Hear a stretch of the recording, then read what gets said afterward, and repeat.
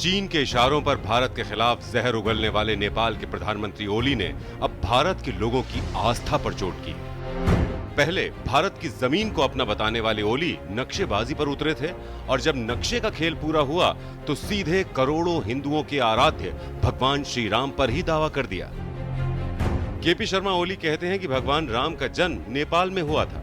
असली अयोध्या भारत में नहीं बल्कि नेपाल के बीरगंज के एक गांव के पास है। वहीं भगवान राम का जन्म हुआ था। भगवान राम भारत के नहीं बल्कि नेपाल के राजकुमार थे।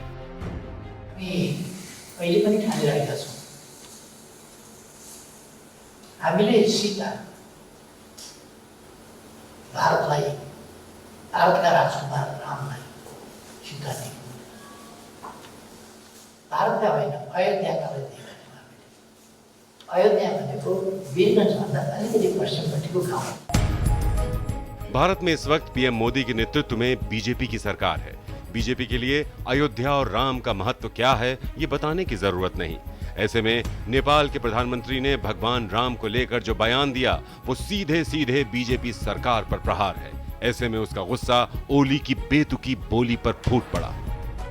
नेपाल की जनता कुछ चाहती है, नेपाल की जो वर्तमान सरकार है वो कुछ और चाहती है। वो चाइना से विचारधारा मिलती है, ये वजह है, फिर दबाव में है या पॉलिटिकल कारण से उन्होंने ये बातें की हैं जी। लेकिन मैं कहना चाहता हूं कि नेपाल भारत के जो रिश्ते हैं इन बातों से उन पर कोई प्रभाव नहीं पड़ेगा। नेपाल में भी लोग सीताराम सीताराम जपते हैं और भारत में भी लोग सीताराम सीताराम जपते हैं। लेकिन आज जिस प्रकार का नेपाल के प्रधानमंत्री ओली जी का बयान आया है उससे हर राम भक्त और हमारे सभी पूज्य संत इससे बहुत नाराज हैं।